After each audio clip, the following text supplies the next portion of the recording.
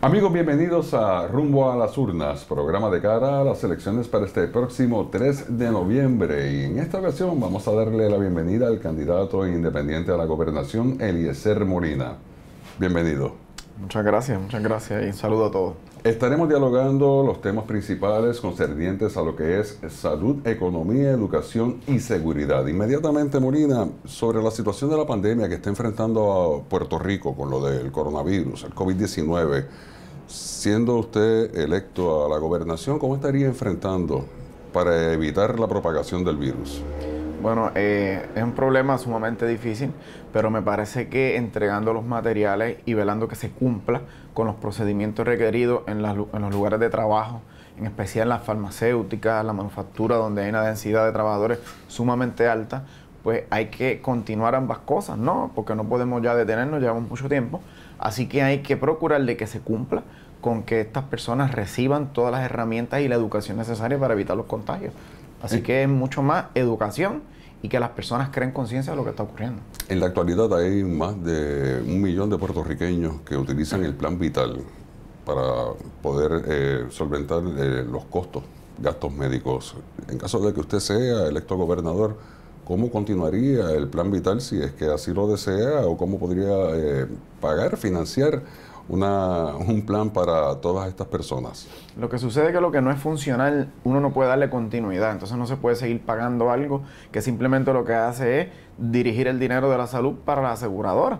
Así que nosotros en una etapa de transición, pues vamos a desarrollamos lo que se llama Univida, que es un modelo de salud donde tenemos aquí la tarjeta para que las personas lo vean, que sea estructurado con los dueños de hospitales, CDT, Centro 330, y de esta forma vamos a hacer una cooperativa dentro de los trabajadores de salud para que ellos establezcan las tarifas y el gobierno como pagador único estaría entonces cumpliendo con los pagos y es sumamente mucho más costo efectivo porque nos vamos a estar ahorrando sobre el 30% del costo actual de nuestro sistema de salud.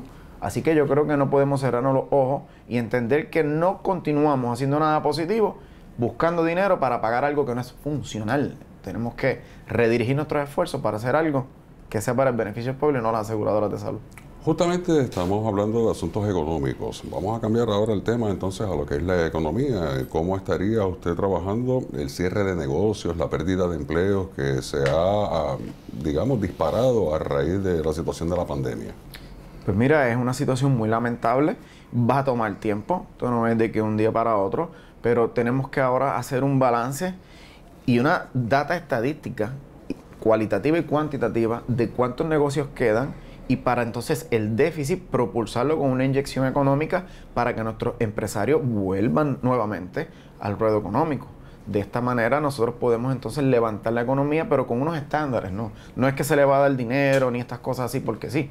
Uno hace un plan de negocio y se va estableciendo a largo plazo cuánto es la inversión que hay que hacer para entonces medir el retorno de inversión y en cuánto tiempo lo vamos a lograr. Pero ahora hay que darle una inyección de forma urgente a todos estos empresarios y más al que necesita, ¿no? No como cuando llegaron los fondos CDBG, que rápido le dieron 23 millones al Nuevo Día y toda esta gente. No. Hay que dirigir el dinero para quien no tiene ese poder de capital, para entonces nosotros ver cómo la economía va a florecer. La incertidumbre es una situación que está afectando mucho el desarrollo económico aquí en Puerto Rico. ¿Dónde usted estaría fundamentando principalmente el desarrollo económico de Puerto Rico a largo plazo? En la producción. Nosotros tenemos una economía de consumo y no una economía de producción. Por eso el colapso económico en Puerto Rico no se debe al COVID. Desde 1974 estamos en un déficit, por eso el aumento en la deuda pública. Tenemos que darle las herramientas a nuestros productores y evitar que el consumo desmedido continúe haciendo importaciones de sobre 40 mil millones de dólares al año, lo cual es una barbaridad. Nosotros tenemos que entender que nuestro modelo económico es un modelo económico errado, que lo que fundamenta siempre es el consumo. Así que a todos los que vayan a producir, nosotros vamos a estar otorgando todas estas inyecciones económicas con un plan definido. No así porque sí. inherente a la situación de la economía en Puerto Rico está la Junta de Supervisión Fiscal y la quiebra. ¿Cómo estaría trabajando con la Junta de Supervisión Fiscal sobre ese aspecto? Pues con la Junta de Control Fiscal nosotros estaremos haciendo un presupuesto balanceado, eliminando un poco la burocracia, y ese presupuesto va a estar ajustado a nuestra realidad para que los servicios esenciales, que es lo que la misma Junta de Control Fiscal teme definir, se puedan llevar a cabo. Nosotros lo que tenemos es un gigantismo gubernamental, una dependencia en unos sectores que son bien altos en poder adquisitivo, y eso se va a acabar. Y yo no veo en que la Junta de Control Fiscal se oponga a que mi presupuesto sea mucho más bajo que el que ellos ahora mismo acaban de hacer. Incluso presupuesto consolidado lo aumentaron a 29,000 millones de dólares. Eso es una barbaridad. Se prestan a pagar la deuda pública, no se atreven a decirle al pueblo esta realidad, y lo que hacen es que aumentan el presupuesto sin decirlo. Y yo les aseguro a ustedes que en este próximo año comienzan con el pago de la deuda pública, y por eso es que ellos propulsan a que Pedro Pierluisi sea gobernador, porque ellos saben que él es el caballito que ellos tienen ahí para buscarle el dinero a los acreedores.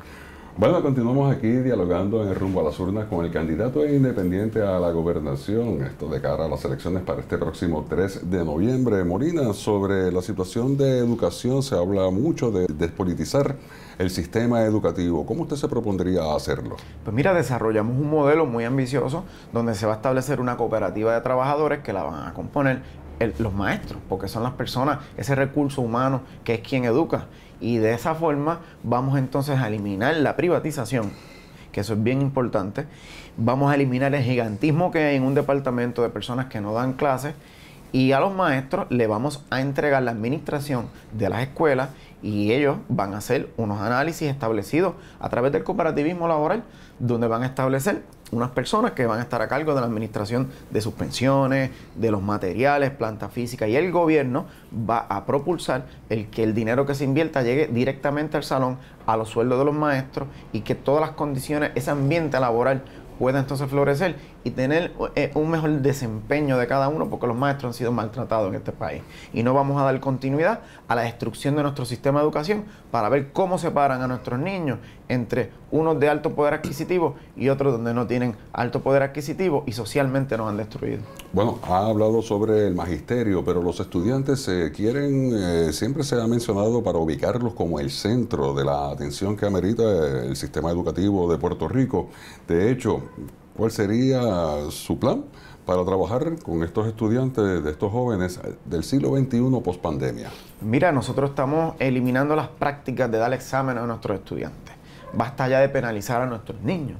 Así que nosotros hemos desarrollado un modelo donde en otros lugares del mundo también se implementó, donde ya no existen los exámenes. El maestro se va a enfocar en las capacidades que tenga el niño en cada campo que demuestre una destreza, y vamos a utilizar más la práctica, la interacción, más que un examen.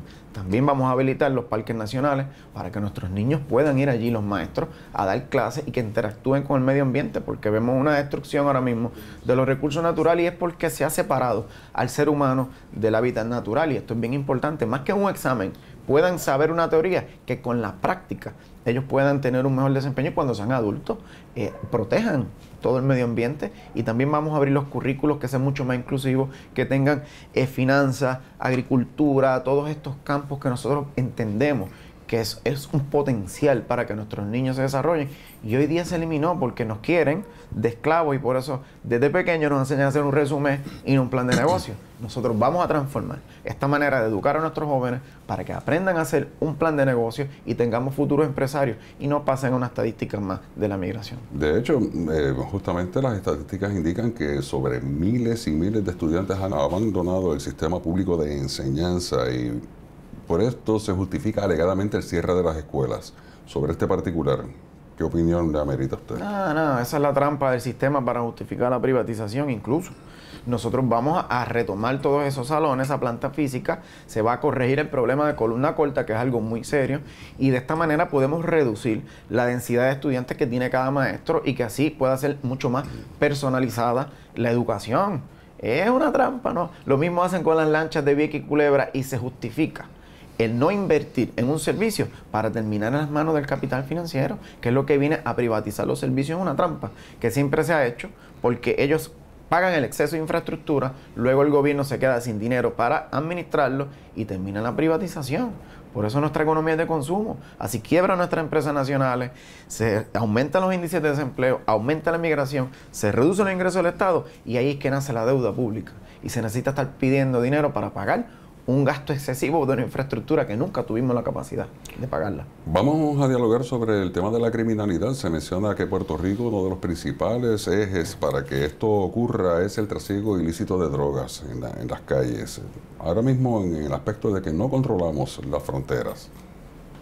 Sí. ¿Cómo usted pudiese entonces trabajar para minimizar el trasiego de drogas ilícitas y de igual también tener un control sobre qué es lo que entra y sale de Puerto Rico? Más que las drogas me preocupan las armas. Eso no llega aquí por avión, es por los muelles que están entrando.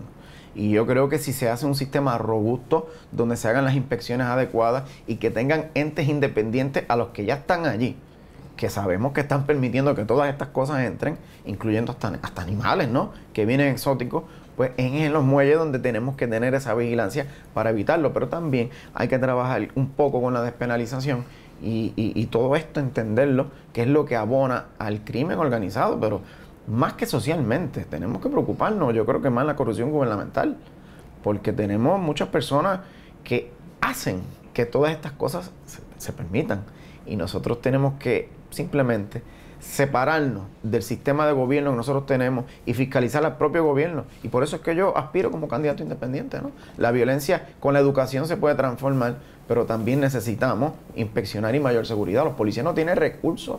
Los policías en este país sacan una pistola Glock y tienen criminales que ya tienen hasta metralletas. Pues todas estas cosas uno tiene que sopesarlas y tampoco vamos a exponer a nuestros agentes a que se enfrenten a esta situación. Así que hay que darle también las herramientas a todos estos profesionales de la seguridad. Mencionó despenalización y está ahora mismo lo que se conoce como la marihuana medicinal. ¿Cómo usted pudiese compaginar lo que es despenalización versus lo que ya está aprobado y está vigente? Despenalización por completo, si eso es lo que hace es darle rentabilidad a instituciones como Hogares CREA, fundaciones que dependen, porque ellos son un cliente que ellos tienen, dependen de que haya un crimen, de que haya un delito establecido por la ley, para entonces ellos tener un cliente. Y yo no creo que deben continuar en esas prácticas que no han abonado en nada. Usted mismo lo dice. Cada vez aumenta más, por el resultado neto de esto ha sido pérdida y un mal social. Así que no podemos seguir viéndolos como clientes y ahí es que viene todo este problema, abogados facturando por casos que terminan en nada. Todas estas cosas nosotros tenemos que pensarlas y abrirnos, ¿no?, al mundo, integrarnos. Ya el mundo lo está poniendo en práctica y en los lugares que se ha hecho los resultados son positivos. Eso es por miedo. Nosotros no podemos estancarnos. Cuando habló en su momento de las armas, que le preocupa principalmente, ha habido una nueva reglamentación que le liberaliza un poco las restricciones que existían aquí para que el ciudadano común posea y tenga armas. ¿Cómo usted ve esa legislación? ¿Qué modificación usted le haría al respecto? Pues mira, yo voy a partir del punto que no favorezco las armas. Yo creo que el ser humano no necesita armas, pero en el estado que nos encontramos ahora mismo, cuando ocurrió María, que no había vigilancia por las condiciones obvias, el que no tenía un arma en su casa estaba ahí expuesto a que cualquier malandrín fuera a su hogar y yo eso lo viví. Yo lo viví. Así que hay que flexibilizar el que las personas tengan armas, pero en la medida que tengamos el control en los muelles y evitemos el que las armas ilegales entren, yo sé que paulatinamente podemos ir reduciendo el impacto de este mal social, ¿no? Es una industria multimillonaria que depende de todas estas acciones para tú poder justificarlo, como yo lo estoy diciendo ahora mismo. Tú necesitas seguridad en tu casa, pero es porque afuera hay un malandrín armado. Pero si ese malandrín no tiene la capacidad de armarse, entonces en tu hogar tú puedes vivir más tranquilo y tal vez no necesitas el arma. Así que por ese sentido, yo creo que hay que flexibilizar y no verlo como un mercado en unos pagos excesivos de seguro, de sellos y seguro y cosas que para mí es insólito. O sea, el que no tenga en este país $1,500 o $2,000 no puede defenderse. Pero el que lo entra de forma ilegal te va a atacar. Así que tenemos que protegernos. Hay quienes han utilizado el tema de las zonas rosas o zonas rojas para flexibilizar un poco lo que es la incidencia criminal y los actos delictivos. ¿Cuál es su opinión sobre...? No. Esto es un problema social, ¿no? Y un problema de falta de control. Por eso es que tenemos que ir directamente a la raíz y no permitir que el mal nos domine y nosotros adaptarnos a todas estas cosas. Yo creo que hay que ir directamente a la raíz del problema y atacarlo sin miedo. Aquí hay muchos intereses que hacen de que en los muelles tengamos ese tipo de problemas, así que hay que ir directo detrás de ellos sin miedo alguno y sin pena ni gloria. Hay que atacar el problema de raíz ya. No podemos minimizar que ha habido una preocupación latente justamente con lo que es el aumento de la violencia doméstica, la persecución hacia la comunidad también de LGTB en Puerto Rico y otras minorías, población vulnerable, por decirlo así, ha sido catalogada. Su opinión sobre el particular, ¿cómo trabajaría con ello? Mira, tienes razón. Ahora mismo el reglamento 600 que hizo Escalera le dice que usted necesita 8 días para usted publicar toda la información de una persona que está desaparecida. Y yo creo que eso es insólito. Si nosotros estamos viviendo un estado de emergencia de violencia en todos los sectores de violencia, pues usted tiene que flexibilizar. Primero, darle las herramientas a la policía para que puedan trabajar este tipo de situación. Pero también hay que eliminar ese reglamento y que se actúe de forma inmediata. Si hay una persona que se reporta como desaparecida, que en el momento se le saque una foto, se publique y que los terceros que están por ahí puedan servir de testigos y ayudar a la policía en este sentido. Igual hace falta más educación. Yo creo que el problema está en la educación también, pero es nuestro problema social y eso se resuelve a largo plazo con educación, pero por ahora eliminando ese reglamento y dándole las herramientas a nuestros agentes para que puedan trabajar con todo este tipo de situaciones. En muchas ocasiones se dice también que las autoridades federales hacen el trabajo que las autoridades locales no hacen. ¿Cómo estaría usted trabajando con las autoridades federales y cuál es su concepto sobre esa percepción? Las autoridades federales hacen trabajo cuando quieren también. Aquí tan corrupto es el sistema de justicia de Puerto Rico como el FBI. Aquí todos sabemos que el FBI se moviliza y actúa cuando sus intereses se ven comprometidos. Así que nosotros estamos proponiendo eliminar el sistema de selección de jueces y fiscales y que sea de forma democrática, porque la Constitución lo que hace es que nos aleja, nos pone a seleccionar al gobernante, a los legisladores, pero no a los jueces. Y lo que hizo fue permitir que los políticos corruptos, como Héctor Martínez, nombren jueces que luego pasan juicio sobre las acciones de los mismos. Así que nosotros vamos a proponer que esto se elimine, que sean las personas quienes seleccionen a los jueces y los fiscales. Hay 43 estados en los Estados Unidos que lo seleccionan ellos. ¿Por qué nosotros no? Pues yo creo que llegó el momento de dar un paso de cambio y quitarle ese poder a Tomás Rivera Chávez y a estos malandrines que tenemos allí, que se pasan nombrando jueces según sus intereses políticos. Molina, justamente estuvo hablando sobre las relaciones con Washington y todo eso, así que en este momento vamos a hacer una pausa. Cuando regresemos vamos a continuar aquí en Rumbo a las Urnas dialogando con el candidato independiente a la gobernación, Eliezer Molina, específicamente ya que usted está como candidato independiente solo, no ha presentado algún candidato para que lo represente allá como comisionado residente en Washington, y son muchos los temas que se discuten en Washington sobre la situación de Puerto Rico. Sobre esto y más aquí en Rumbo a las Urnas.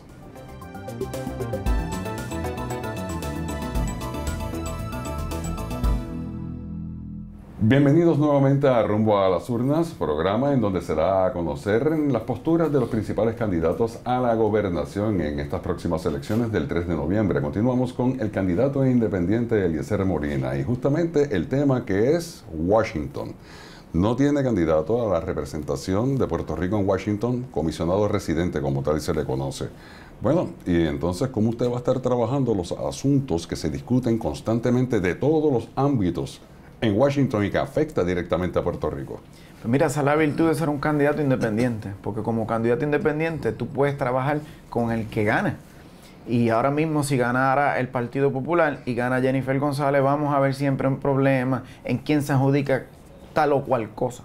Así que yo, como una persona que llega a trabajar en una empresa que tú no conoces a todo el personal, pero tú te tienes que integrar y hacer un trabajo colaborativo para el beneficio de los demás. Así que, ¿de qué vale que tengamos un comisionado residente buscando dinero y a la gente no le llegue ese dinero?